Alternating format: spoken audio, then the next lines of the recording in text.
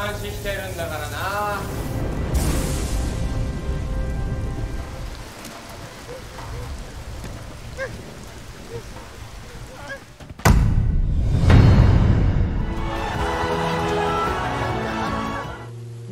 Halo Sobat Ceker dimanapun kalian berada, gimana kabarnya? Sehat-sehat kan ya? Alhamdulillah. Kuas dulu kali ya. Buat kamu semua, jangan pernah remehkan orang lain cuma gara-gara penampilannya nggak sama kayak standar Instagram estetik.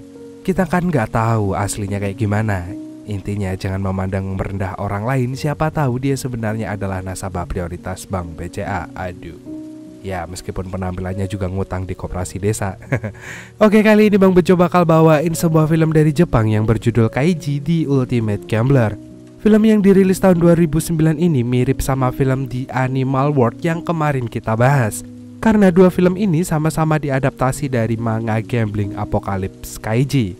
Bedanya dalam film versi Jepang ini, ia menceritakan seorang karyawan minimarket yang terpaksa jadi kuli gara-gara diperbudak bandar judi. Nah bedanya lagi nih, kalau yang kemarin karakter utamanya tetap miskin meskipun di akhir film, tapi yang versi Jepang ini karakter utamanya jadi kaya raya 7 turunan coy gara-gara judi itu. Dan konflik yang disediakan lebih menegangkan dan penuh dengan dar-der-dor suara tembakan dan aksi gelut yang ugal-ugalan. Dan banyak banget trik-trik jenius yang dilakukan oleh karakter utama film ini. Jadi sebelum kita mulai filmnya, ngomong-ngomong nih, kalau Sobat Seger tiba-tiba jadi kayak 7 turunan juga, hal pertama yang bakal kalian lakukan apa tuh? Coba deh tulis di kolom komentar. Jadi tetap semangat aja buat kamu yang lagi berjuang. Selamat nonton dan selamat malam.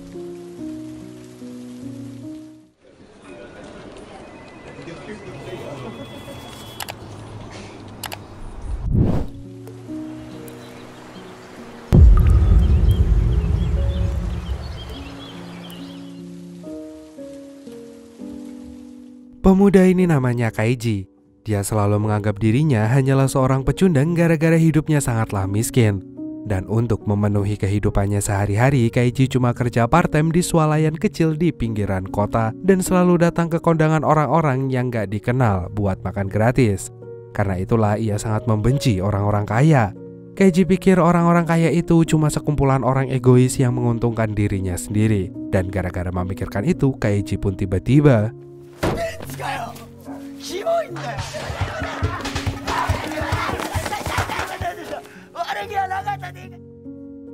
rupanya pemilik mobil mewah itu adalah seorang rentenir bernama Endo. Siang ini Endo sedang menagih utang pada temannya Kaiji yang udah meninggal.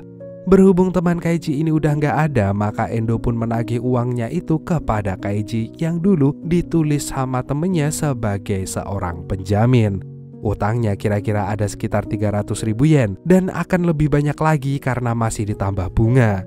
Setelah mendengar penjelasan Endo, Kaiji pun terkejut dan dia jelas-jelas gak punya uang sebanyak itu untuk membayarnya. Di kantongnya cuma ada selembar 1000 pati murah yang penuh coretan dan permen relaksa 3. Untuk itulah Endo pun langsung memberikan sebuah tiket kapal bernama Espoir. Di kapal itu nanti malam akan diadakan perjudian besar-besaran dan Kaiji berkesempatan untuk memenangkan perjudian itu. Hanya itulah satu-satunya cara buat Kaiji untuk membayar utang temennya dengan cepat. Karena jika ia meminta waktu lebih lama lagi, maka bunganya juga akan semakin besar. Kaiji pun tak punya pilihan lain. Malam ini juga ia langsung mendatangi kapal itu yang ternyata sudah memiliki banyak peserta. Kalau dilihat dari wajah mereka, Kaiji yakin nasib orang-orang ini gak jauh beda dengan dirinya yang sama-sama gak punya semangat hidup gara-gara terlilit banyak hutang dan sering diteror debt collector. Gak lama kemudian seorang laki-laki bernama Tonegawa memberitahu aturan perjudian di kapal itu. Sebenarnya aturannya cukup simpel. Setiap peserta akan diberi 12 kartu dengan gambar batu, gunting dan juga kertas. Jadi satu peserta akan melawan satu peserta lainnya seperti main suit. Dan untuk memulai permainan, setiap peserta dibekali 3 bintang emas senilai 3 juta yen. Dan untuk memenangkannya, peserta harus menghabiskan 12 kartu di tangannya itu dan mempertahankan 3 bintangnya dalam waktu 30 menit. Kalau menang, mereka akan mendapat 3 juta yen atau lebih, sesuai dengan jumlah bintang yang berhasil mereka dapatkan. Tapi kalau kalah, tamatlah riwayat hidupnya. Aturan ini sebenarnya oke-oke aja, tapi Tonegawa menambahkan kalau pinjaman 3 juta yen itu akan berbunga 1% setiap 1 menit. alias si panitia ini niatnya mau membuat orang miskin menjadi semakin miskin. Wah anjir, fuck kata gue teh. Di sini Kaiji bisa melihat keputusasaan orang-orang di sekitarnya dan baru 2 menit berjalan sudah ada peserta yang kehilangan 3 bintangnya lalu dibawa ke balik pintu hitam. Dan kejadian itu pun membuat para peserta lain jadi semakin panik karena mereka semua ingin menyelamatkan diri. Lalu tiba-tiba seorang pria bernama Funai menghampiri Kaiji dan menunjukkan satu trik untuk memenangkan perjudian ini. Ternyata setiap peserta diberikan 12 kartu dengan gambar yang sama. Dan mereka hanya perlu mempertahankan 3 bintang emas untuk keluar dari tempat itu. Jadi triknya adalah mereka akan main batu gunting kertas tapi posisinya seimbang. Maka kartu mereka akan segera habis dan bintang mereka juga nggak akan berkurang. Kaiji pun langsung menyetujuinya dan mereka pun langsung bermain. Awalnya permainan itu sesuai prediksi. Kaiji dan Funai selalu mengeluarkan kartu yang sama. Tapi di saat kartunya tersisa 4 biji ternyata... 俺出すから。はい。カイジ君、あれ形だけな。あ、見て。じゃあ、ほい。Kaiji yang terlalu positif thinking lama-lama menyadari kalau Funai ini cuma menipunya. Dan itu membuat Kaiji sangat marah sampai menimbulkan kekacauan.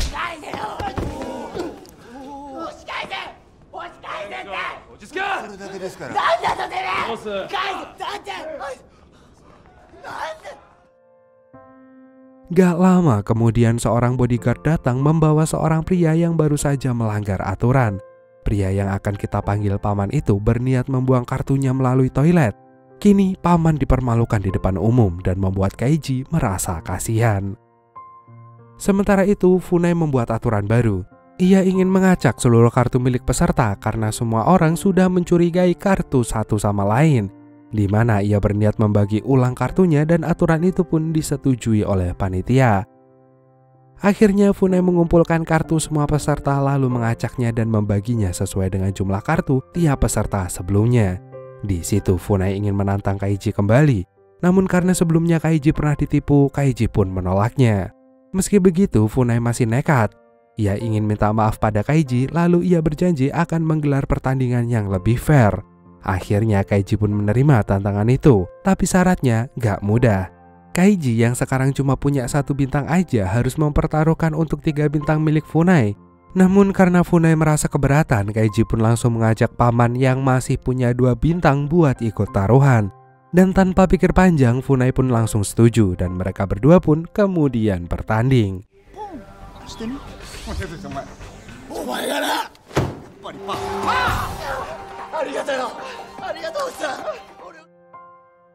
Sebenarnya Funai bisa kalah karena Kaiji sudah tahu trik busuknya. Namun ternyata pria itu membuat aturan baru yang cuma buat pura-pura. Dia yang sudah tahu kalau kartu Kaiji terkena darah pura-pura menantang pria itu lagi. Untungnya Kaiji yang cerdik bisa menyadari trik itu. Sehingga ia pun melawannya dengan strategi lain. Yang mana ia menandai kartunya dengan darah tanpa Funai tahu. Kartu itu sebenarnya adalah kartu milik paman. Tapi memang beginilah cara kotor memenangkan judi. Lagi pula tidak ada yang bersih di dunia judi. Jadi sekalian sama-sama curang biar mereka menang. Dan begitu ia menyingkirkan Funai, Kaiji pun memainkan kartunya dengan paman sampai habis. Karena mereka sudah sama-sama punya 3 bintang. Dan mereka pun tinggal memainkan kartu yang tersisa dengan hasil imbang. Sialnya si paman masih punya 1 kartu yang tersisa dan itu membuat pamannya harus dipindah ke kapal budak karena waktunya sudah habis. Aduh, kasihan banget. Di sini Kaiji sebenarnya bisa pergi begitu aja, tapi karena dia sudah berjanji untuk terus sama-sama, akhirnya Kaiji pun juga ikut menghadapi penderitaan baru bersama si paman. 1 bulan kemudian Kaiji menjadi budak di bawah tanah yang amat panas. Pekerjaan itu memang sangat berat, apalagi fasilitasnya jauh dari kata memadai. Tapi mau gak mau Kaiji harus menjalaninya demi bisa melunasi utang-utangnya tersebut. Ketika sudah genap 1 bulan menjadi kuli, akhirnya hari gajian pun tiba. Namun betapa kagetnya Kaiji ketika ia cuma dibayar 9.100 yen atau sekitar 900.000 rupiah aja. Dan ia pun langsung membatin, sepertinya UMR Jogja gak buruk-buruk banget. Dan mandornya pun langsung menjelaskan kalau gajinya segitu karena harus dipotong untuk biaya makan dan ngekos. Padahal mereka semua tidur di bawah tanah. Meski terasa sangat kejam, tapi lagi-lagi Kaiji harus tabah menjalaninya. Dan ternyata di setiap para kuli gajian, ada kantin berjalan yang menawarkan berbagai makanan dan juga minuman. Kaiji yang sudah bekerja keras itu pun jadi ingin minum teh bersoda seperti teman-temannya. Tapi sesaat kemudian dia ingat kalau ia harus menabung. Sampai Pak Mandor yang merasa kasihan pun mendatanginya. わかるよ。けどね、無理はいけないよ。キンキンに冷えてやる。悪魔的だ。うますぎ。Setelah mendapatkan sekaleng bir, Kaiji ingin membelinya lagi. Ia pun teringat dan menimbang kalau sebenarnya dia juga butuh self-reward atas kerja kerasnya. Dan akhirnya Kaiji pun memutuskan untuk beli lagi. Lalu ia pun berfoya-foya dengan gajinya yang cuma setengah UMR itu bersama para budak yang lainnya. Esok harinya ketika para budak bekerja seperti biasa, si paman tiba-tiba terjatuh.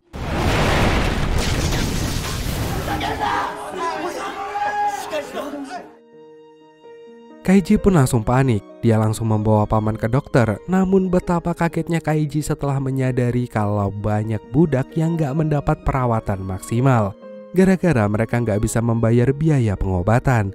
Dari situ Kaiji baru ingat kalau Mandor sengaja menyuruh para budaknya berfoya-foya sehingga gajinya yang sedikit gak mungkin bisa ditabung, apalagi berobat. Kaiji semakin kesal karena dia tahu kalau saat ini mereka memang dijajah. Dan sayangnya cara satu-satunya untuk keluar dari tempat itu adalah program bernama Jembatan Kebebasan. Tapi dari namanya ini sudah bisa dipastikan kalau program itu taruhannya adalah nyawa. Keesokan harinya para budak seperti biasa sedang beristirahat setelah bekerja seharian. Lalu tiba-tiba Mandor didatangi sama petugas keamanan karena ada budak yang ingin ikut ke Jembatan Kebebasan. Budak itu bernama Sahara. Kaiji pun kaget mendengarnya. Tapi ia berpikir kalau dirinya tidak mau bergerak, nasibnya juga nggak akan berubah. Akhirnya dia pun memutuskan untuk ikut bersama Sahara juga, dan si paman pun juga mengikutinya. Esoknya mereka semua dibawa oleh bodyguard dalam keadaan mata tertutup dan juga diikat. Dan beberapa jam kemudian mereka sudah tiba di gedung tinggi. Anginnya begitu kencang sementara oksigennya makin tipis sehingga membuat mereka susah bernapas. Di sanalah para peserta kembali bertemu dengan Tonegawa. Gak butuh waktu lama, Tonegawa segera menjelaskan jembatan kebebasan ini. Setiap peserta akan diberi voucher 10 juta yen dan bisa menukarkannya ke gedung yang ada di seberang. Tapi untuk berjalan ke gedung itu mereka harus melewati jembatan yang sangat tipis seperti empati pejabat korup. Mendengar itu, para peserta pun langsung memprotesnya karena menganggap itu terlalu kejam dan sangatlah mustahil. Namun Tonegawa dengan cepat beralasan kalau tidak ada yang mudah di dunia ini. Ia bahkan menambahkan aliran listrik di bawah jembatan untuk membuat tantangannya semakin sulit. Ironisnya permainan ini dibuat bukan tanpa alasan. Permainan kejam ini ternyata sengaja diciptakan untuk menghibur para kaum elit yang suka melihat orang lain tersiksa. Di mana semakin kejam permainannya, mereka akan semakin senang. Dan itu berarti bos besar juga mendapatkan uang yang semakin banyak. Sementara Tonegawa akan mendapatkan banyak pujian dan jabatannya pun bisa naik semakin tinggi. Anjir, wow, permainan elit global guys, elit global. Sementara itu di tengah rasa putus asa para peserta, Kaiji pun punya ide untuk memberikan semangat buat teman-temannya. Ia yang sengaja membawa spidol snowman akan membuat garis tengah di ujung sepatu. Tujuan ia melakukan itu adalah untuk memanipulasi pikiran seolah-olah mereka cuma berjalan di atas papan balok. Meskipun caranya sangat sederhana, tapi lumayan bisa membangkitkan semangat para peserta. Dan seluruh peserta pun diberi nomor berurutan dan mereka naik ke jembatan sesuai dengan nomor tersebut. Sayangnya tekanan di tengah jembatan itu terasa semakin kuat. Dan semakin lama semangat yang dimiliki para peserta pun hilang. Apalagi ketika mereka melihat petir di langit.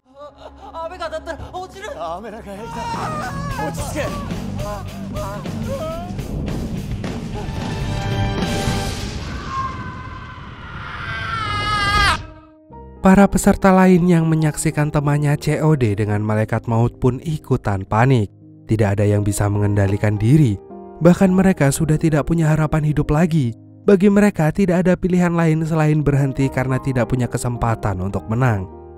Dan gak butuh waktu lama, para peserta pun mulai berguguran yang justru membuat seluruh penonton VIP merasa begitu senang. Hal ini membuat Endo yang menyaksikan itu semua merasa muak. Ia tak mengerti kenapa orang-orang itu sangat senang melihat orang lain tersiksa. Setelah banyak peserta yang gugur dan hanya tersisa 3 orang aja, hujan pun turun dengan sangat deras. Kini tinggal Kaiji, Sahara, dan si paman yang sudah melewati setengah perjalanan. Namun di tengah jalan itu pula paman bilang begini.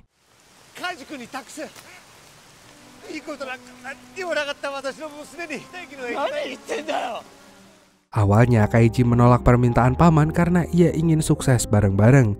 Ia bahkan memberi semangat kepada paman dan berharap kalau mereka bisa sampai di ujung dengan selamat. Dan di tengah hujan deras begini, Kaiji cuma ingin perjuangan mereka nggak sia-sia. Si paman pun menyetujuinya dan bahkan memberi semangat kepada Kaiji. Kalau orang miskin seperti mereka pasti bisa mengubah nasib tanpa harus pergi ke Jakarta. Namun sayangnya ketika Kaiji berpikir kalau mereka bisa berhasil, ternyata si paman malah.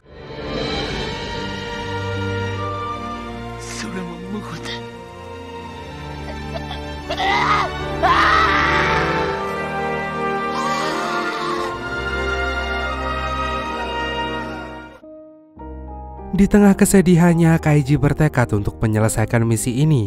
Ia dan Sahara lantas saling memberikan semangat karena sudah banyak peserta yang gugur sebelumnya. Hingga beberapa saat kemudian mereka berdua berhasil melaluinya. Keduanya pun tentu merasa senang karena akhirnya berhasil melewati tantangan yang sangat gak masuk akal ini. Namun sialnya itu semua belum cukup. Di saat Kaiji dan Sahara sedang beristirahat, tiba-tiba saja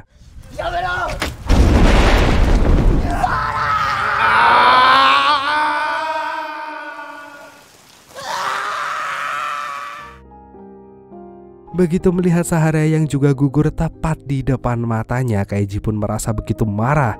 Ia kemudian mencapai gedung seberang dengan sangat kesal. Ia berhadapan dengan Tonegawa dan tentu saja bos besar yang dari tadi menyaksikan para peserta berguguran. Kini Kaiji pun menagih uang 10 juta yennya, tapi jahatnya Tonegawa cuma memberikan 700.000 yen aja. Katanya hadiah itu juga sudah dipotong dengan utang Kaiji yang telah mencapai 9 juta yen. Kaiji pun terkejut karena ia nggak nyangka kalau usaha kerasnya yang bertaruh nyawa itu hanya dihargai 700.000 yen aja. Namun di sisi lain, Kaiji juga dibebaskan dari perbudakan. Tonegawa lalu menyuruhnya untuk bersyukur. Tapi urusan Kaiji belum selesai. Ia juga meminta uang 10 juta yen untuk si paman. Namun ternyata voucher itu nggak diakui karena si paman sekarang udah nggak ada. Jadi usaha Kaiji ini pun juga sia-sia. Setelah mendengar keputusan Tonegawa, Kaiji pun benar-benar sangat marah. Sebagai orang yang gak punya, ia merasa terhina dan harga dirinya diinjak-injak. Sumpah Bang Bejo, kalau ada di situ pun juga udah abis kamu Tonegawa, dan menyebalkan lagi. Namun Tonegawa sendiri gak peduli. Ia memilih pergi karena merasa urusannya udah berakhir. Namun rupanya bos besar masih punya ide untuk menaikkan derajat Kaiji. Bos besar punya tantangan baru. Tantangan itu adalah permainan kartu antara budak, rakyat, dan kaisar. Permainan ini memiliki aturan yang sama seperti batu gunting kertas. Namun di sini kartu kaisar akan mengalahkan rakyat dan kartu rakyat akan mengalahkan budak. Namun kartu budak bisa mengalahkan kaisar. Karena di dunia nyata seorang budak pun bisa merebut posisi kaisar. Dan filosofi itu jugalah yang diterapkan dalam permainan Kaiji melawan Tonegawa ini. Kaiji melambangkan budak sementara Tonegawa melambangkan kaisar. Di dalam permainan ini setiap peserta diberi 5 kartu dan mereka harus saling mengalahkan dalam 3 kali kesempatan. Jika kartu budak menang, maka hadiahnya akan menjadi 10 kali lipat. Karena Tonegawa yakin kalau Kaiji tidak akan bisa memenangkan itu. Dan tanpa menunggu waktu lama, permainan itu pun dimulai.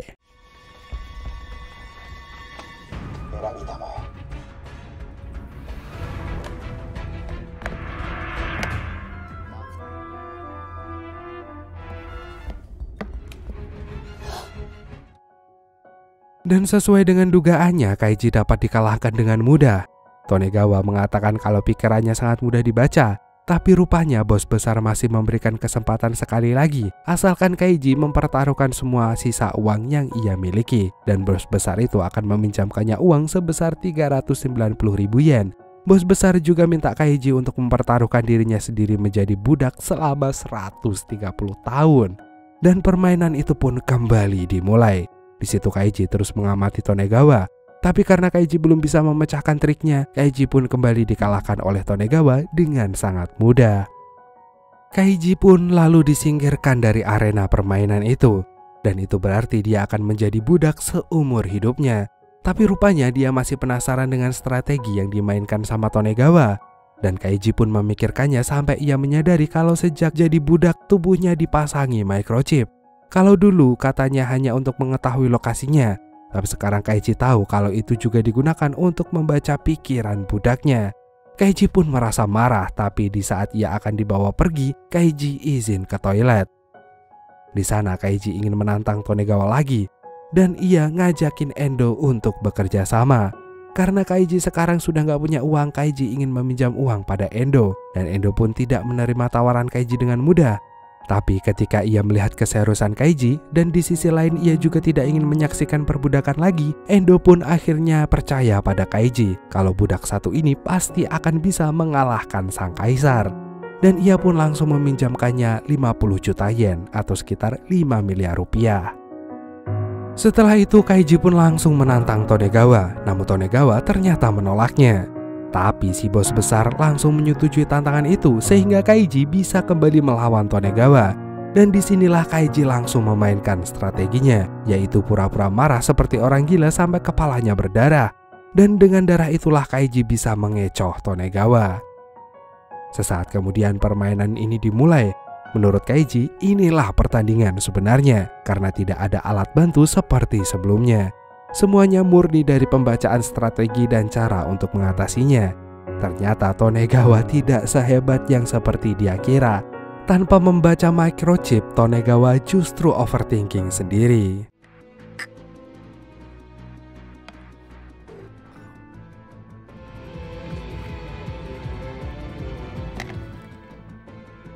Iya, ochitsuke. Kaiji sendiri juga mulai menakut-nakuti Tonegawa.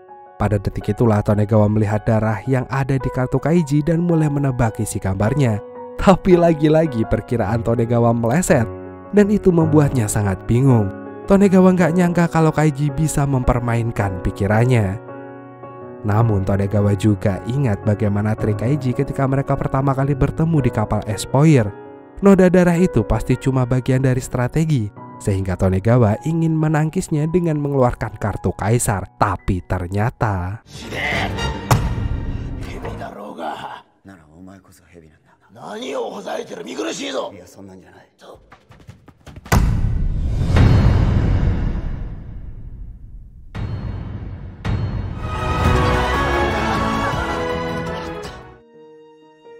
rupanya Kaiji hanya mengelabui Tonegawa untuk menukar kartu.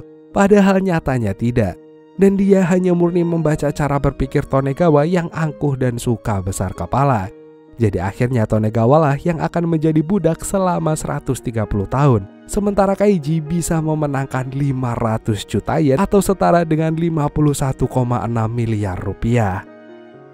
Esoknya Kaiji langsung membagi uangnya sama rata dengan Endo. Masing-masing mendapat 250 juta yen. Mereka berdua kemudian langsung minum-minum bekonang sampai Kaiji kobam dan tahu-tahu pingsan. Dan begitu ia sadar ternyata Endo telah meninggalkannya dan telah membawa semua uang milik Kaiji. Kaiji pun mencari Endo kemana-mana yang ternyata meninggalkan catatan kecil. Dan gak disangka ternyata Endo bukanlah cewek baik-baik. Dia merinci hutangnya Kaiji yang bunganya ngalahin pinjaman dari rentenir. Dan dari hadiah miliaran itu Endo cuma menyisakan 45 juta rupiah untuk si Kaiji. Namun Kaiji pada dasarnya adalah orang baik. Ia tetap menyampaikan pesan si paman untuk memberikan uang kepada putri tunggalnya yang bekerja sebagai SPG Tupperware. Setelah itu Kaiji kembali menjalani hidupnya seperti biasa dan gak tertarik lagi menjadi orang kaya. Wah, walaupun ceritanya plek-ketiplek sama kayak Animal World kemarin, tapi ternyata yang versi Jepang ini guys lebih seru nggak sih? Kira-kira kalau film ini dibuat jadi versi Indonesia, pemainnya yang cocok siapa ya? Coba deh tulis di kolom komentar.